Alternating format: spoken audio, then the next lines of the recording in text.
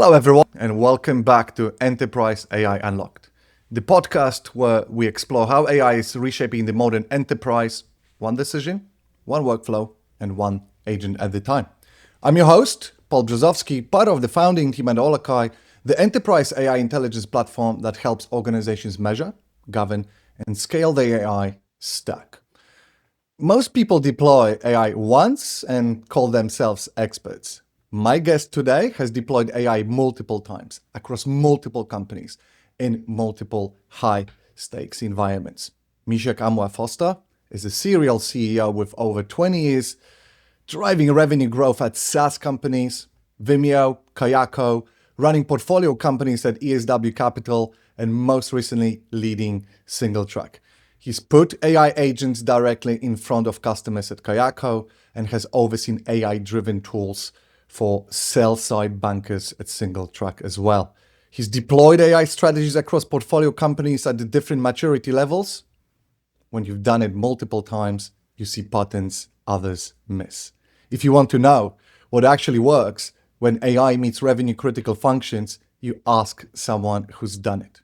Meshach, welcome to Enterprise AI Unlocked. Thank you very much, Paul. Thank you for having me. I'm very excited about this episode, Meshach. I appreciate you being here today. Meshach, you've had this interesting arc, your career where you've led AI implementation in multiple companies. I've just mentioned this before, Kayako with customer support AI, Singletrack with capital markets tools, portfolio companies at ESW Capital. I could keep going on. It's amazing that you see someone that in 2025 has done it multiple times. But what I want to find out real quick, and the audience for sure as well, when you've deployed AI multiple times across different contexts, what patterns emerge? What works regardless of industry or company stage? Yeah, so here's the interesting thing. So there is no kind of one size fits all, right? So every technology firm has a unique set of challenges. And so the solutions to those challenges vary based on the problems at hand. But at the same time, these all feed up to the same desired outcomes. And those outcomes are business outcomes, which are typically ARR, GRR, NRR, IRR, EBITDA, and so forth. So how do you provide solutions to those problems based on those business outcomes and what your board, the VC, the PE, whoever it wants, those desired outcomes? So what I would say that is uniform across these businesses is being able to clearly identify what those problems are, articulate them clearly, and then deliver realistic solutions. I believe those are kind of the key things that you need to do. And also set realistic goals as well. You want to be able to set goals that are achievable, that you are in agreement with the board so that you can execute on. In terms of the patterns, it's typically the outcomes. But in terms of what those challenges look like, that's down to the individual business entity to determine where they come from and then provide a solution moving forward. I can provide some use cases maybe in due course, but hopefully that provides a kind of high level understanding of what that looks like.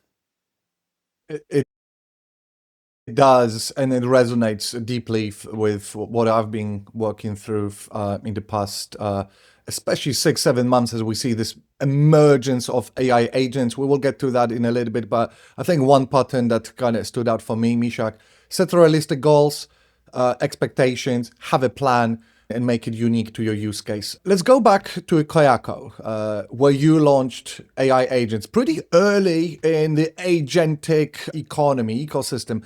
Today, 2025, everyone is doing it. But when you were at Kayako, that was a rather new thing. We've launched AI agents that autonomously handle customer support queries, plus an agent sidekick, if I remember right, that assist human reps. That was customer-facing AI at scale. That's how I look at this early on.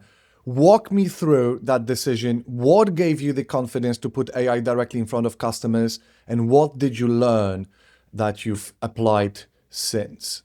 Yeah, it was three things. The first thing was having an organization that had a focus on being AI first, which was ESW Capital. Very early adopters, very ahead of the curve, and understanding that this was the way forward for the organization. So very bleeding edge from a thought leader standpoint. The second was having the benefit of having a product that satisfied both sides of the coin. So it's a customer care platform in itself to provide products and solutions for its customer base to deliver AI solutions that they can provide for their customer base. And it's a solution that we can provide for our own customers as well from our product set. So it kind of satisfies both profiles from an AI standpoint. So you probably know more than most. When you're developing an AI tool, one of the questions the board will ask is, how are you developing AI tools that are encompassed in our product offering? And how are we developing AI tools that we can use internally to promote more efficient work on a day-to-day basis? This use case satisfied both of those, which was amazing. So we had thousands of customers, and these customers' ARRs ranged from 4 figures to 6 figures. So quite a disparate list of ARR deviation. And the other thing was, we didn't an enormous amount of headcount. We had a moderate headcount. So being able to scale customer care operations was absolutely key and critical to developing a value creation piece for said product. So we developed a UI sidekick, we developed a chatbot, we developed a knowledge base scraper as well. And these were revolutionary in our ability to scale customer care operations internally and also for our customers as well. And we were able to use that to increase GRR, NRR, and obviously ARR as well, which are key metrics that are associated with private equity. And ultimately, it was a success. I can only concur here. And honestly, I'm still letting this sink that what you've described has not happened this year, where you have so much more technology, so much more talent, so much more knowledge, speed, efficiency, precision, case studies. Let's talk more about the CEO lens. It's something you've done multiple times. Portfolio CEO at ESW Capital, running multiple companies, Aura, Coppertree. When you were managing a portfolio of SaaS businesses at different maturity levels, that is already mind-blowing to me. I want to know, how do you think about AI deployment when you have that scattered portfolio in front of you? Is there a playbook that works across portfolio companies, or is it every situation unique? Yeah, I remember it like it was yesterday. What we specifically did was we created a use case matrix. I was running about 12 businesses at this point. And what we wanted to do is we want to understand, what are the use cases that we can create based on the product offering of each of these portfolio companies? What are the clear value propositions? Will our customers understand the value proposition? Is the value prop useful? Can we deliver the value prop, and can we deliver it in a timely manner? So what's the impact of the value prop that we create? Is the value prop something which is understandable from our customer base, and can it be delivered internally and executed, providing time to value? So those are the 3 key criteria. And then we look at the customer base for each of these portfolio companies, and that helped us determine where the opportunities were. So if an organization ticks 3 of those boxes, whereby there's a clear value prop, the customer will understand it, it will have an impact on our ARR or our bottom line, and we can deploy it effectively and in a timely manner, then that gets prioritized. But if you remove any one of those 3 elements, it becomes like a house of cards. The rest falls away. So just because a use case can be implemented and the impact can be measured, it doesn't necessarily mean that it will move the needle. Likewise, if it's a value creation piece and you can execute, doesn't mean the customer will understand the value prop. It could be quite technical. And also, if you are able to move the needle with tangible ROI and the value prop makes sense, but the time to value is in 3 years, and maybe you've got an exit of 4 years, that doesn't make sense either. The prioritization piece is typically based on those 3 criteria. It's very scientific, and then we implement based on that strategy. I recorded 3 ingredients of success here. Prioritization, what will have the most impact, use case matrix as well, and ultimately the execution piece, impact and value prop versus delivery. Actually, this is probably a question for the audience. Agree, disagree with us? Have you done this before as well? Let us know in the comments whether or not you agree with this playbook. Is this playbook still applicable in 2025 and 26 to come? As a quick reminder, this is still a very new show, and this show is oriented around typically 5 core questions. Well, obviously, we want to bring very interesting guests, people that have done it, practical execution, that's all given. But to keep the framework rather straightforward, we are asking the same 5 questions. The first question is about experimentation to execution. We just literally touched on this, but let's dive in. When deploying AI or agents in production, what's been the biggest hurdle in turning early experimentation into measurable success? The mic is yours. Yeah, the first thing is where to start, right? You've got all of this noise. As a CEO, you have variables that impact your decision making. You've got the board, you've got the public, and typically the board and the public have some synergy, whether they agree or disagree. And then you have the business, the entity, right? And your job is to figure out where the real value lies, be able to articulate that, and then execute with getting board buy-in in the process. So the first place is where to start. A lot of organizations will just do something because they're told to do it.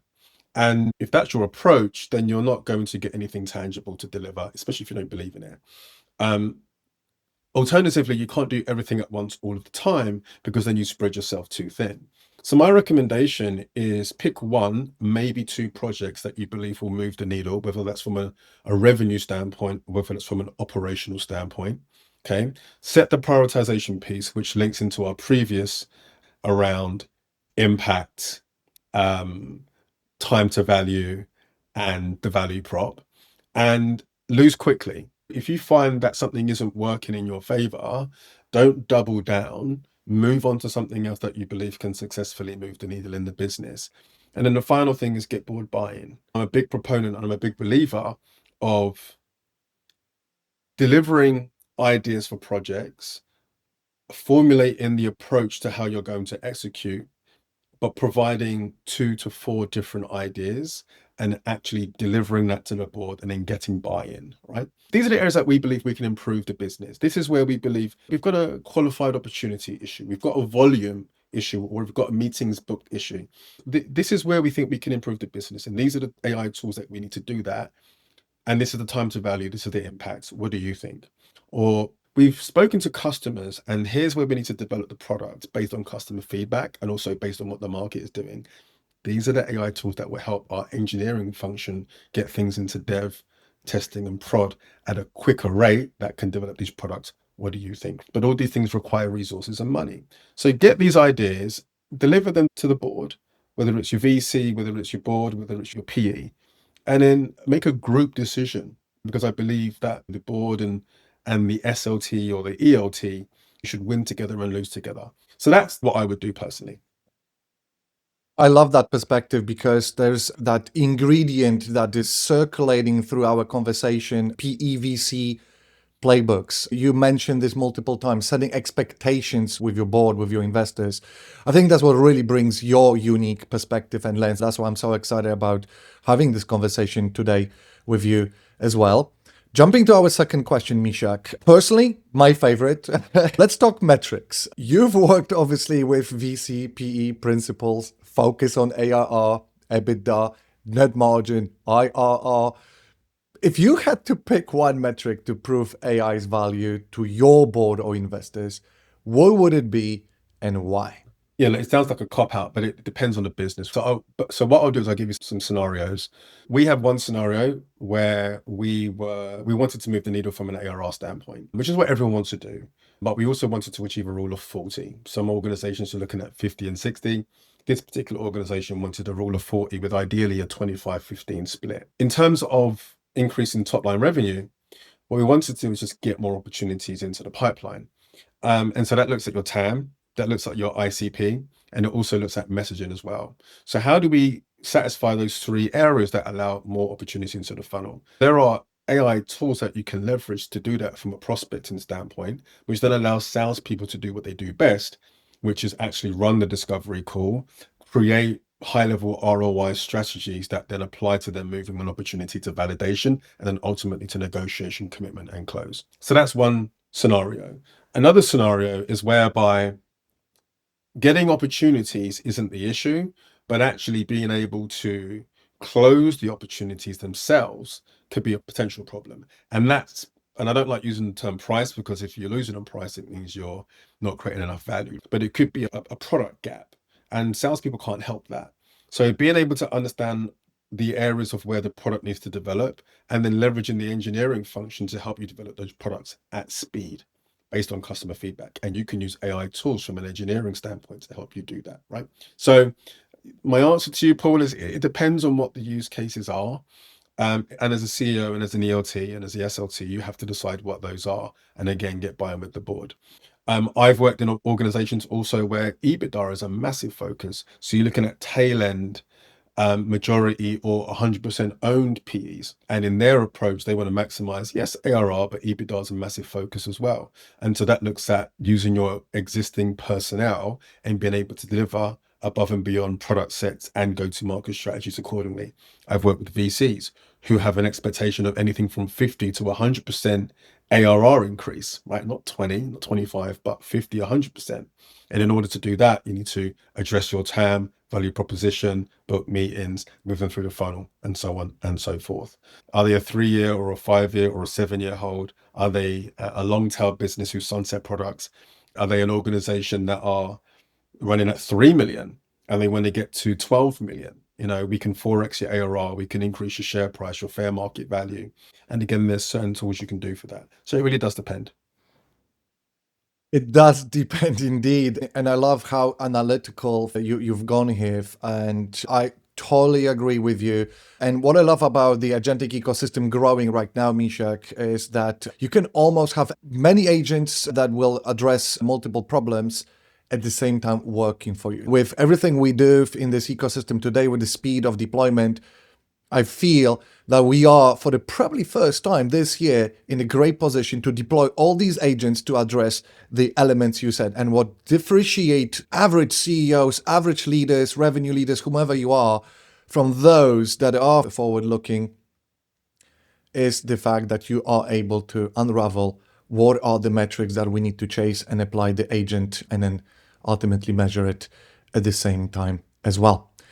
Again, another question from the framework table, prioritization, investment decisions. I apologize if this feels a little bit repetitive to you, Meshach, but as a CEO working with PE and VC boards, I really want to focus today on this because this is something that you rarely come across with AI deployments. When you're under pressure to deploy capital, Meshach, efficiently and hit growth targets, how do you decide which AI initiatives deserve investment and which should be paused? What's your framework for prioritizing AI projects? Questions like this always remind me of, there's this Steve Jobs presentation that always sits well with me, where he's in like the late 90s or something, right? And Java's just come out, good old Java. And someone poses a question to him where he says, in a nutshell, what does Java have that OpenDoc doesn't, right? And so technically OpenDoc had more, as a program language, had more functionality. So what's the point of Java? And he made a really good point. He said, sometimes you have to start with the customer first and work backwards, as opposed to create something that you think will sell and then retrospectively market it appropriately, square peg into a round hole situation. And that really resonated with me. And this can apply 2 ways in AI. Number one, if you want to create products, understand the customer, understand what will make the customer's life easier, because that satisfies both the scenario of this is what my customer wants versus I know what's best for the customer. So what you're doing is you're taking both. You're saying what will make my customer's life easier and then developing that from an AI standpoint. That's one scenario.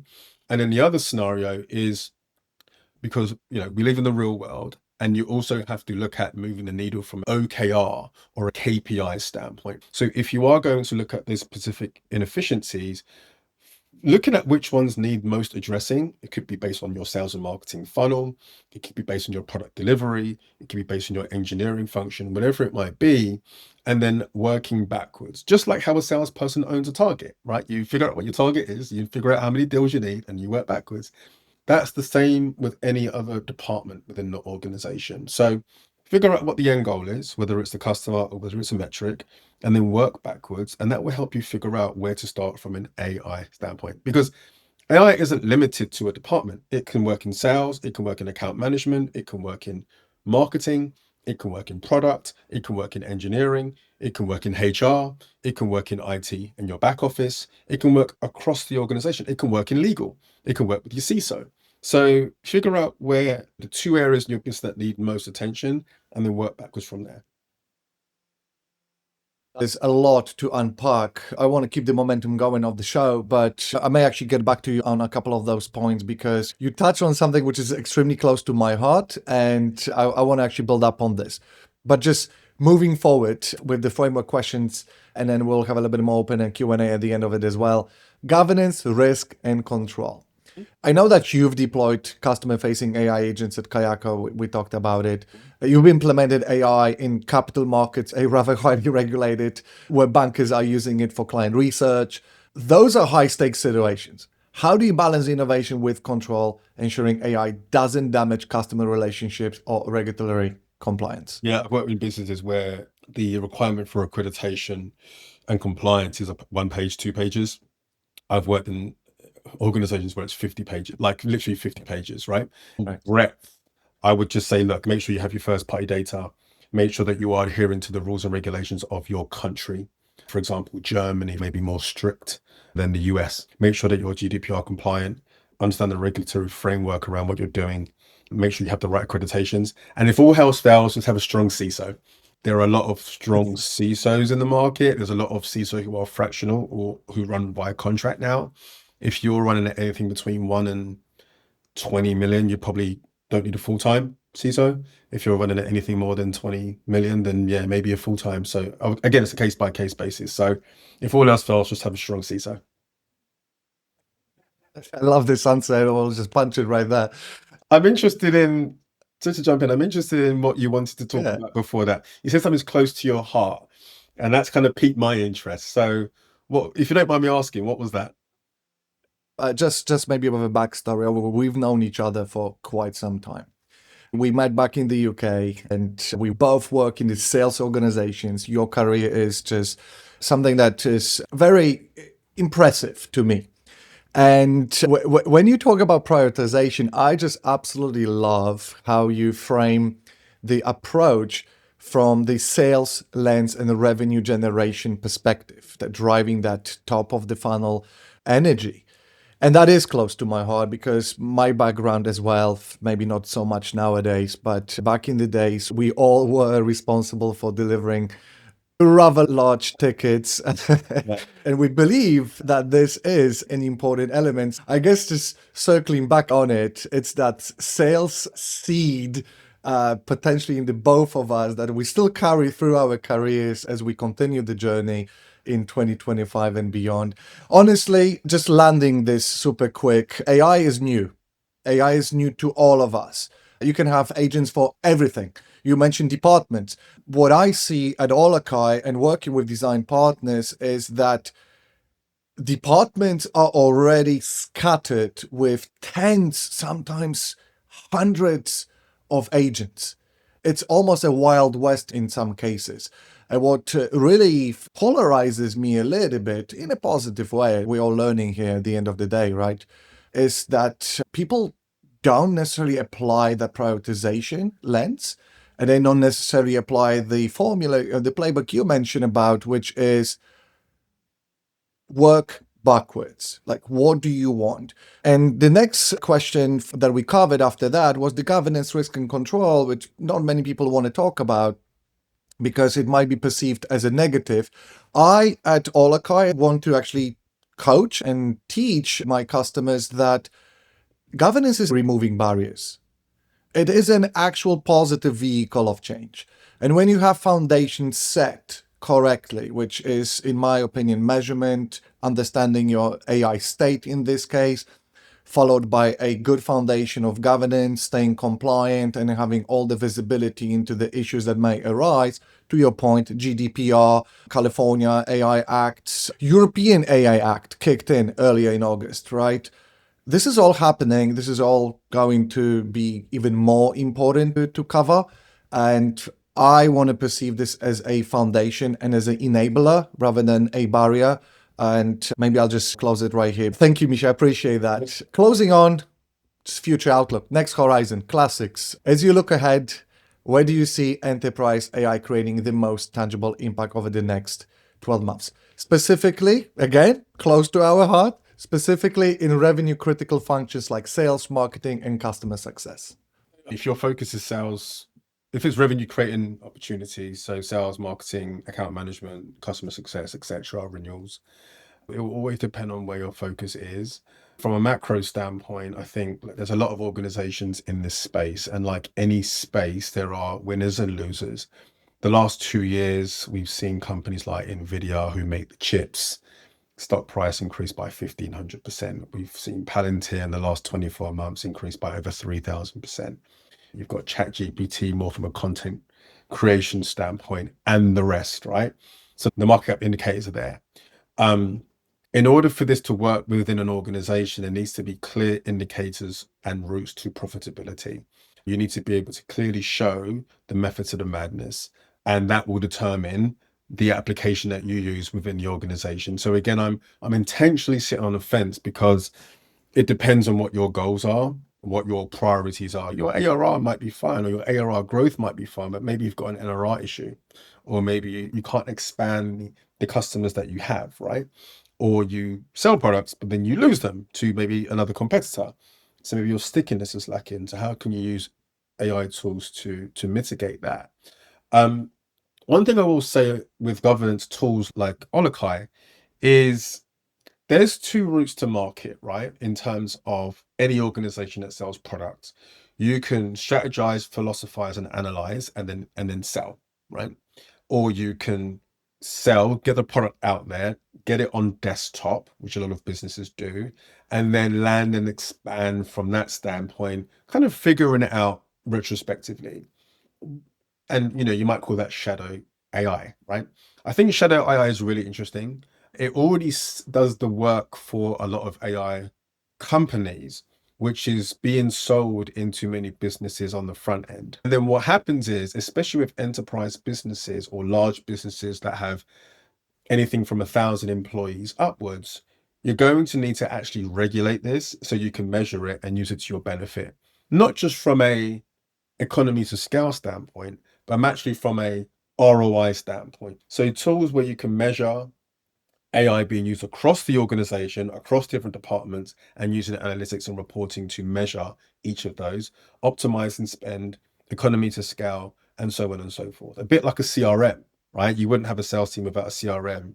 Why would you use disparate AI systems within a large organization without a tool that can monitor everything all at once? I love what you're doing, and hopefully that answers the question. You know what's unique about your answer, Meshach, is the fact that you landed it in the practical terms. And the whole idea behind AI podcast that we want to bring to the audience is to be actually that real practical framework. We want to talk about real examples. I've had a lot of value already realized, but very interesting point you just made about shadow AI. You put it through the lenses of ROI, which is for sure an important element. My business partner, Xavier, just made a short video and statement on this recently as well. He actually framed it through the enablement perspective.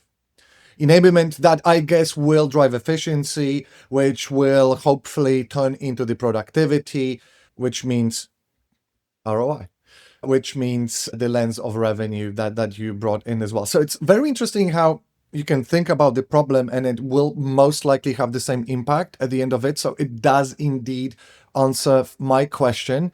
And I appreciate the additional perspective. What I heard is measurement, visibility, knowing what you do. There was a little touch on the governance a little bit earlier as well. I love how practically you have landed it for us.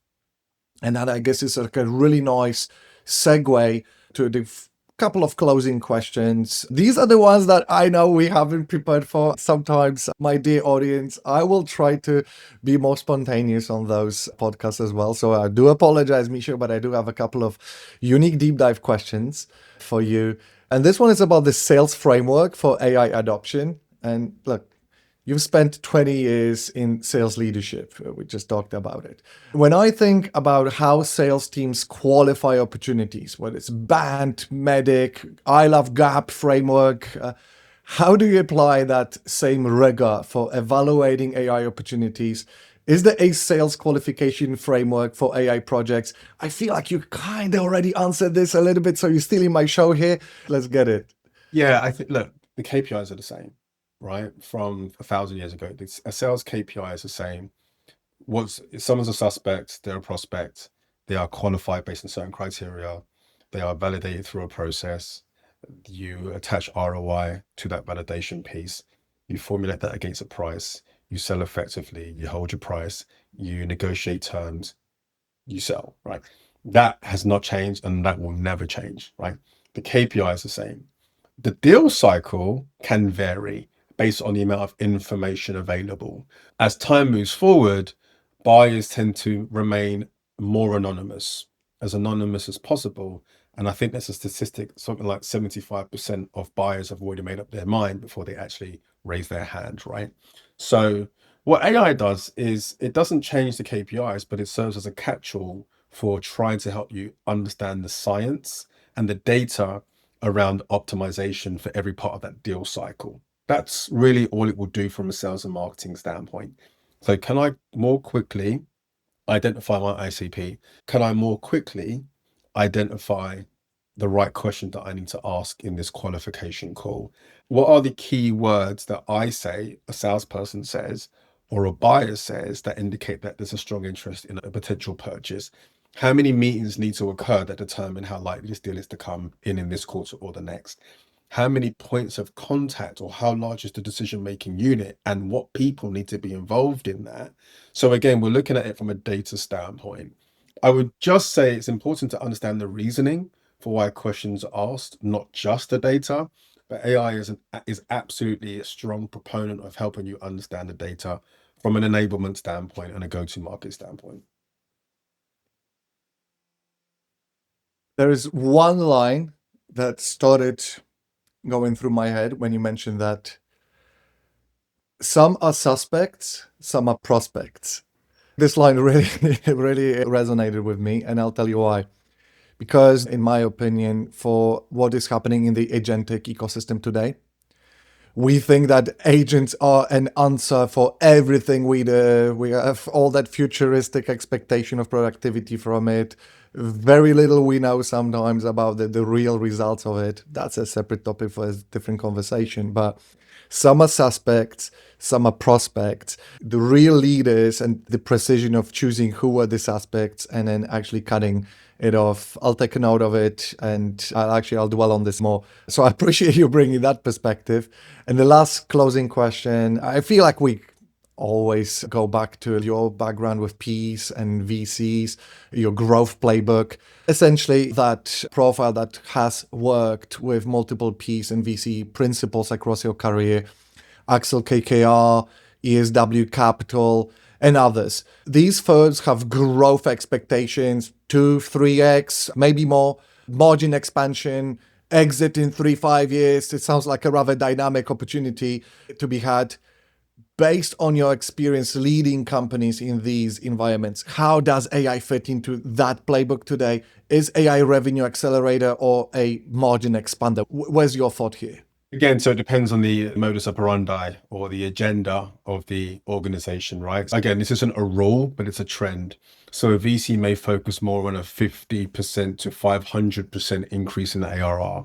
They may focus more on top line growth. Maybe there's more debt within the organization that they've invested in. Maybe they're a minority shareholder, for example. Maybe they've got a debt covenant that they need to adhere to, right?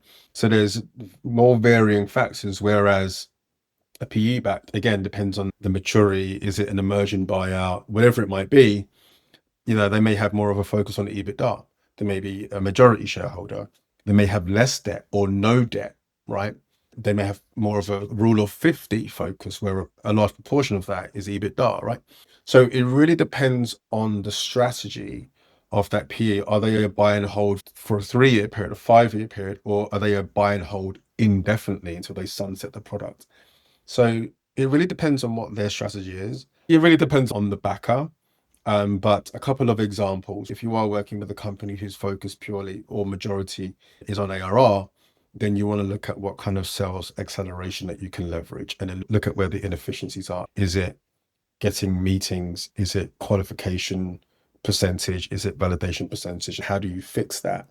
But also, if you're looking at maybe more from a bottom line standpoint, how do we increase revenue at maybe 20%, without impacting our expenses, our R&D, our G&A, our sales and marketing spend?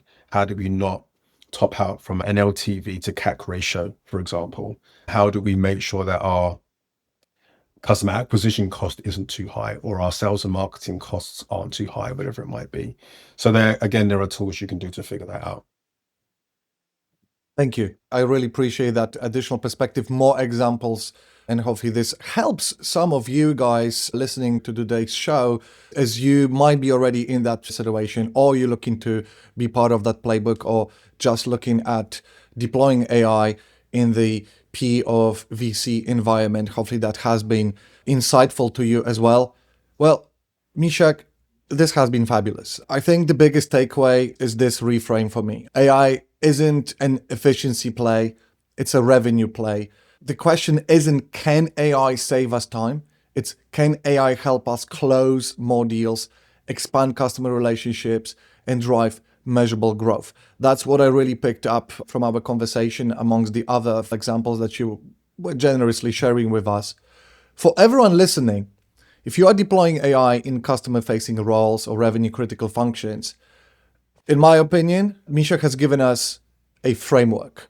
Start with clear ROI thresholds, measure impact on business outcomes, AR, EBITDA, margin, build trust through transparency and human oversight, very important, human in the loop factor, and treat AI deployment like you would treat it as a sales opportunity. Qualify it, demonstrate value, close with conviction. Meshach, thank you for bringing this operator perspective. Someone who's actually deployed AI at scale, measured the results, and done it multiple times across different companies. This is exactly what enterprise leaders need to hear, and this is exactly what the show is all about. Great, Paul. I just want to say thank you for having me. And yeah, I really like your analogy around treating AI implementation as a sales process. That absolutely makes sense to me. So yeah, and thank you for having me. I really enjoyed it.